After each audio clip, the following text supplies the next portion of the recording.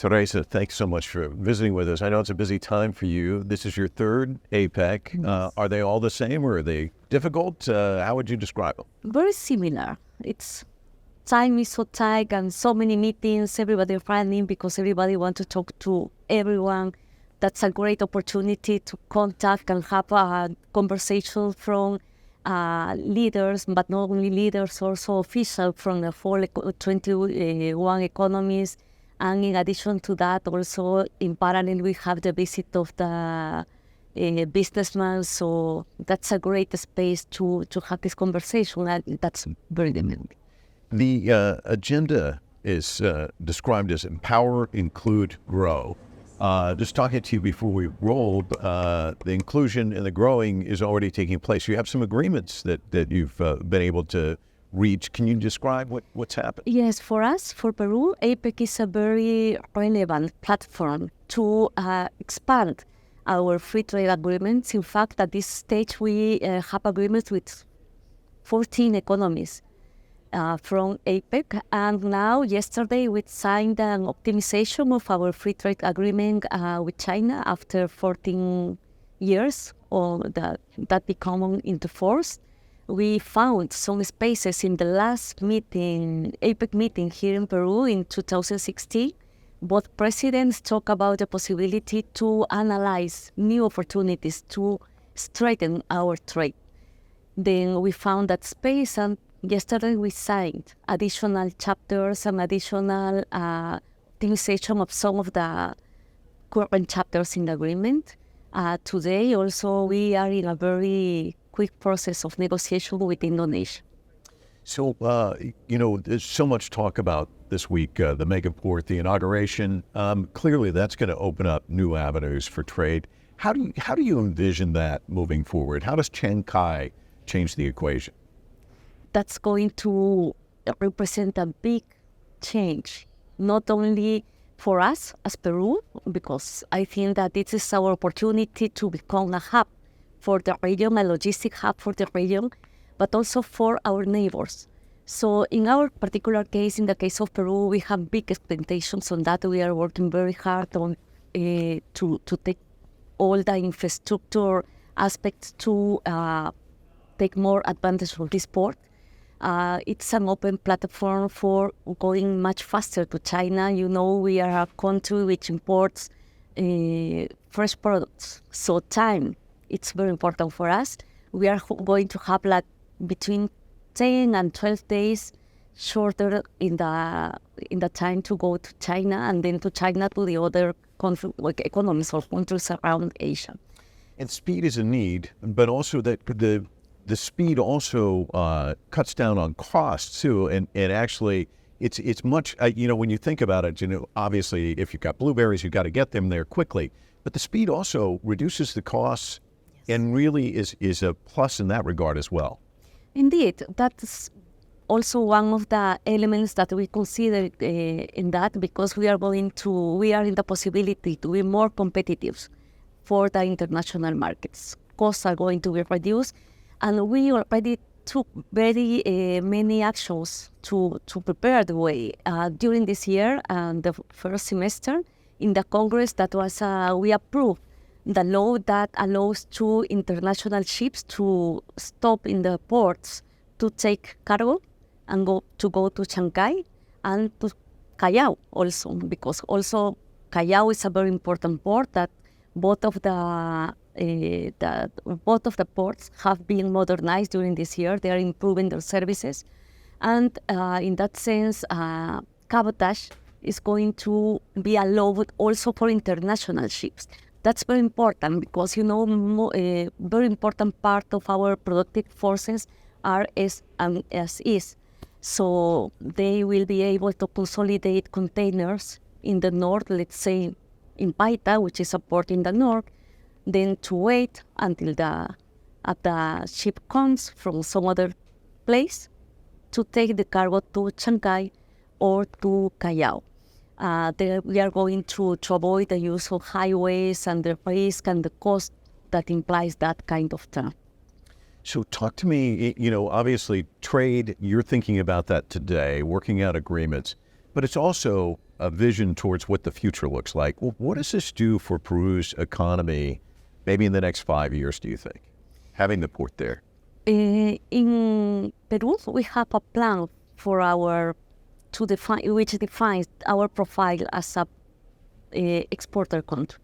In that sense, now in this moment, we are a main exporter of minerals and also agricultural products, most of them in road. But we are working very hard to go a step further to industrialize our production and to change our supply to the world. Also for agricultural products, maybe to process them. We are doing that with some Andean grains and also with cacao, chocolates. We are moving to chocolates from cocoa beans to chocolates.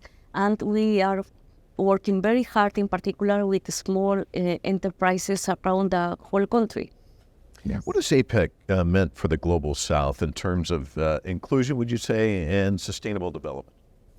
For us, that was a relevant window also to learn and to take the experiences that other countries in Asia already developed. That means taking into account previous experiences in how to do things in minor time, in less time, with less error, less mistakes. So that was a relevant space for exchanging information, for cooperation, collaboration in the field of best practices in different chains of production, also regarding connectivity, telecommunications. How can we do things better to involve our main producers? I mean, main in amount, but there are most small producers to get stuck to that international chains of trade. The Belt and Road Initiative obviously has been quite important in Latin America and Caribbean nations. 22 of them have signed on. Chancay, of course, a prime example of how it's working. How would you describe the Belt and Road Initiative and kind of the influence it's had on Latin America? We've been working on that. We've been participating in that plan or in that project in China. I think that is very important because that's also give us the opportunity to talk with the other countries with that participating in this plan to work together and to exchange not only plans, not only experiences, but also to find opportunities to work together in how to provide to the world, to China and to other places. As you meet here, APEC obviously looking for opportunities for trade engagement, but you also have to be looking at the headwinds. There's still global conflicts. There's still efforts at protectionism. What do you see when you look at the landscape? Where are the opportunities? Where are the challenges for APEC? I think that global issues in certain manner affect the decisions that we have to take in the forum, knowing the context by itself, but maybe in particular in the time to get to a consensus. But finally, we are getting that goal. I have to say that during our presidency this year, in May, we got 3 declarations after some years. In one case, 2, and the other ones 3 years that they were not a joint declaration by consensus in the groups. I'm talking about the consensus on tourism, the declaration on tourism, also on trade, and the joint declaration on trade and women. So there were 3 declarations in 1 month, but also in the case of agriculture and also small and medium enterprises, we also got declarations. Finally, we had the ability and also the possibility to get to a consensus to establish what are going to be the further movements among the APEC area. That conflicts, that disturbances on the international markets are taken into account, but precisely to identify how are we going to face these situations, because anyway, they exist. Most of them are not in the middle of the fora, but they exist and affect the market. and we identify some actions on how to collaborate together to face this situation. Climate change obviously is out there Yes. and a pressing issue. What are the discussions surrounding climate change, and also digital economy seems to be the buzzword we hear a lot these days as well. Can you talk about both of those? Digital economy is a key issue, not only in the margins of the APEC meetings, but also around the world. I think that at this stage is out of discussion of the relevance of the digital economy in our countries. Being aware of that, during this year, we present 3 weeks, digital weeks, where there were spaces for discuss different concerns about digitalization and digital economy. Let's talk about, we already talked about artificial intelligence, among others. Also, how can we do to make these benefits of the digital economy goes to small places, to the further places around our economies. I think that was very important. We count with the participation of the academia and experts from that particular sector. And climate change?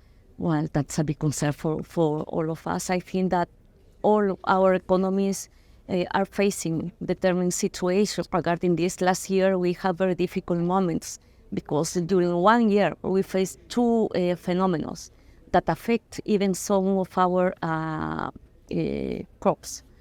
But anyway, in that sense, we talk about this very seriously in how to find the spaces to develop internal policies to try to mitigate these issues.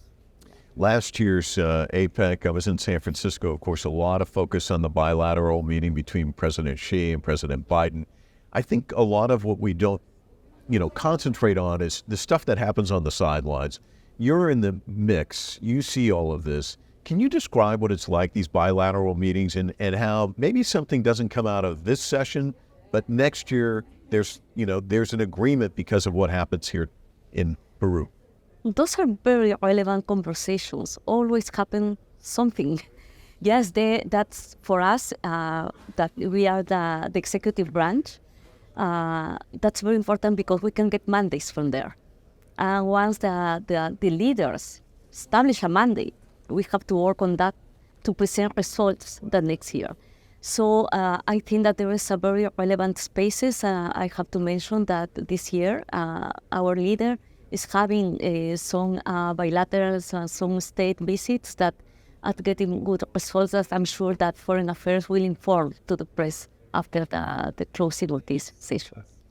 I spoke to somebody earlier today that, we kind of look at the whole week as one event, but there's actually separate events going on, and maybe you can break it down for us as well, because, you've got the CEO Summit, you've got the leaders meeting with APEC, and then, of course, President Xi's here on a state visit, each one individually, very, very important. How does somebody, like in this government, deal? One's big enough. You're having to deal with all three. Talk to me about the challenges of that, and what does a successful week look like to you? I think that one of the challenges we face during this meeting is the dynamic agenda, as I already mentioned, because last week we had an agenda, a written agenda. 2 days later, that was changed. Yesterday, it's still changing, still moving some things. But I think that that's part of the adrenaline week. It's very important. What we do is to manage in separate manner some of the meetings. For instance, yesterday, during the ministerial meetings of the ministers of foreign trade, our minister had to stay in the room to lead the meeting, though I have to run to the Palace of Government to join the president for the bilateral meeting with the leader of Indonesia. And then also in that interviews, we are separating and we are working to try to organize our time to attend most of these spaces, because are a very relevant window. It's a great opportunity to show to the world what are we doing and that we are able to organize with success a third meeting of APEC. I'm going to finish with one final question. President Xi Jinping had a letter to the Peruvian people, which was published in the newspaper, showing deep affection and kind of illustrating the relationship between these two countries and how it dates back many, many years. Can you talk to us about that relationship, how it's kind of grown over the years, because you've been part of this, you've watched it grow, and where does it go from here? Well, that's, I think that the free trade agreement we signed 14 years ago, that was a departing element for our relationship. Our trade increased in a very relevant manner, and then with time, we saw that our supply and imports and exports are changing, are moving. And sometimes we hear that you are not taking advantage of that agreement. You are just receiving what China sent to your country. But it's not necessarily that way, because we identify also opportunities for our producers, like buying goods for capital goods for the enterprises, and also that's our main trade partner for now. After instead, I have to say that in this moment, minerals is still leading our basket, but it's our agricultural products are increasing, and they are going to increase more, because this week is going to be signed some additional sanitary protocols to increase these exports of agricultural products. And also with Shanghai, there is an opportunity for the establishment of enterprises to produce technological products, which is one of our main interests too, as part of this project that I already mentioned, to change our supply to the world. I think that we have to be very, very fast and very dynamic to adapt our internal offer to our production for international markets. China is an opportunity. It's helping us to get this goal. In addition to trade, they also are part of we receive relevant investment from them. They are one of our main investors. Maybe not yet the first one, but they are investing a lot here in the country. It's an important relationship, no doubt about it. Thank you so much for your time. Really appreciate it. Thank you. Thank you.